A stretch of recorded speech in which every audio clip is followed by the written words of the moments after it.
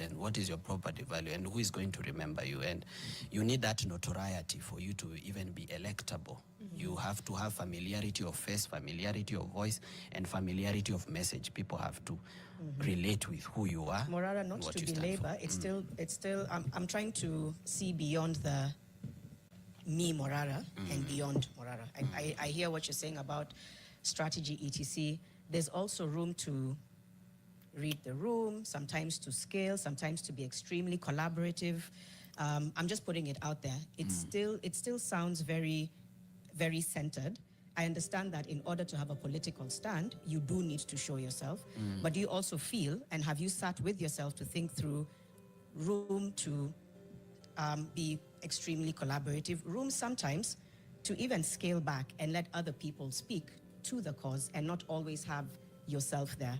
I think in leadership, there's room to market and be strategic, and then there's also room to let others lead where you follow. It sounds very much like this is Morara leading Inject Party, Morara leading the youth, whether or not they asked you to, and Morara pushing the agenda all the way to 2027 and beyond. It doesn't sound like there's a whole lot of Morara and co. It sounds Morara. Channel. So Morara Kebaso, the Inject Party leader, stopped by Nation TV this morning. And from what Janet Mbugua asked him, it's clear to see that the tone of the interview was different from most of interviews which Morara has done on other stations and podcasts, because it seems like they held his feet on fire throughout. Another burning question that cropped up is if Morara is a Ruto project on a mission to create a rift in the opposition movement being led by Gachagua. And they asked him that question because it seemed like just a few weeks ago he was on board that opposition group. But a few days ago, Morara disassociated himself from the opposition movement. You know, let me tell you, the opposition in Kenya is completely compromised. That is why nimekuwa nikiambia the Gen Zs and the young people of Kenya, you are the opposition. Take that role and play it. You are the opposition. Today's interview, this is the response he gave when he was asked about being Ruto's project. This one from Fixer John Luo, who says, a question to Morara. People are saying that you are Ruto's project. Yeah, you see, it also goes, you know, people, that you are Ruto's project. First, I've never met William Ruto. I've never ever been to State House, not even to perform Echoes of War. I've never even been there to perform a play. I've never stepped inside the precincts of State House, even for a national event. I've never, the last time I saw William Ruto was in 2018, okay? Being a project, everybody has been called a project. I don't know whether there's any leader, upcoming leader, who has not been called a project. They even call Maraga, a man of great honor and discipline, a project, you know, is incapable of even being a project in my own view. So this thing about project is just about invalidating the youth. And the reason there's that push to invalidate young upcoming voices as projects and this and that is to make sure they don't gather support. Because the government and the opposition, both of them are in agreement on one thing, that the youth are dangerous. The opposition and the government are in agreement that the youth are dangerous. That if given space, they will overhaul this system and they'll send both the corrupt government and the crooked opposition home. In short, what the youth usually call draining the swamp. Okay. And out of that fear, any youthful voices that comes up, even Peter Kalero Salassi is just about to be called a project. Will you throw your weight behind another candidate who seems to have the backing of young people? Absolutely. Any candidate, not just backing of the young people. You see, sometimes the public can also mislead you. For example, the mountain is behind Gachagua. I don't agree with. Another interesting development that Morara spoke about is the fact that he's now in communication with Caswell Makaure, who is another notable Gen Z in the current political arena. This moment is necessitated by the times that we are in. And much as that it looks that I start the conversations, those conversations are started after a lot of consultation. I speak to a lot of young leaders.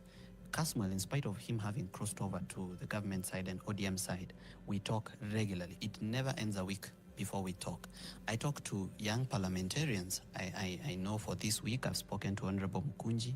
I know that yesterday I spoke to Honorable Peter Kalero Salasia. I know that also yesterday I spoke to Gathoni Wamchomba. I'm always in conversation with young leaders all over the place to try and establish a direction. I'm happy to hear that he's in communication with Caswell, because like I've said before, I think the two would form a formidable force. But urging people not to cancel Caswell because of associating himself with ODM, because he is young and new in this political arena. So he's just realized that he can't influence the ODM program even from within the party. He rises and we pull them down. Then where are we headed? Because we've had a pull each other down mentality among the youth. Whenever a leader tries to emerge, the council culture, the platform culture comes. We don't even allow them to make mistakes. For example, I'm sure that Caswell wants to leave government and cross over and come and do this work because, well, probably he didn't have the benefit of political experience and he's been over that side and he's learned how things work and he's realized that he can't even change that system from the inside. It has to be changed from the outside by a fight, not through negotiation. So, but how does he come back? Are people willing to forgive, for example? And this deplatform culture is so bad because we don't even have conflicting interests. Well, this being a Morara interview, it elicited a lot of reaction from viewers and listeners. So on the comment section, so the first person said, Morara has made himself very clear. If the youth continue attacking him instead of forming groups and coalition parties to beat the big wolf at the helm, then it's a waste of time. The kind of energy spent to attack young people who present themselves as leaders should be used to build defense. Otherwise, Ruto bado atakuwa 2027. Shame. People like Gaitho are still writing paragraphs filled with insults on X when Morara is moving. Leadership is taken, not given. If you don't like the way Morara is doing politics, then form your own political parties and compete with him. 3 people interviewing 1 person, that's a sign of an employment crisis. Job creation and elimination of corruption must be number 1. If this is not what we want to see and hear from the future leadership, then in other words, Gen Z, we are cooked. Keep going, David Morara. Morara, the game changer, keep telling them the truth. One day they will hear you. You, a young and brilliant guy, keep going. You have our support. People are spending so much energy attacking Morara instead of joining him to increase the power of his movement. What's wrong with him seeking notoriety? We are literally having discussion with him because we know him, because of the things he has done, all of which have been good so far. I hope you can have Francis Guy, though, the man who sees enemies everywhere. That would be exciting to watch. And please have your questions ready. Yeah, this is the guy, though, who attacks everyone who is anti-KK government, who he claims to be against. Alafu kuna tofauti ya objective differences na subject differences. We are not a democracy. This is a police state. I only wish Wakili Morara could ease up on attacking the opposition kiasi. When they ascend to power and they appoint him as the Ethics and Anti-Corruption Commission, only he then should work impartially together with the Auditor General. Matiang'i is a performer. Morara is a talker. Ruto must go. Everybody in Kenya has graduated with biomedical engineering. Don't know how that is relevant to this topic. My president, don't trust this guy. He conned youth money, but deep down he's a project. Morara cannot be trusted on anything. He looks compromised to the hills. Consider his most recent utterances. I think he's referring to when he denounced the opposition. I've uploaded the video on my channel. Whatever people say about Morara, he's a leader and he's bold. He's willing to have hard conversations. You're a future in this nation. You're the future of this nation. I respect the man. You're 2027. I'll support you. Can Kenyans... Great and brilliant mind. You have a bright political future if only your garment is not stained with corruption. Election will be between Ruto, Kindiki, Matiang'i, Kalonzo. The rest are flower girls. How do you know that? Morara is a Ruto mole. You'll never hear him attack Ruto. How is that? That must be a government commentator. Keep going, Morara. How will Morara get the numbers when he's ahead alone? Morara, how do we register at Inject Party?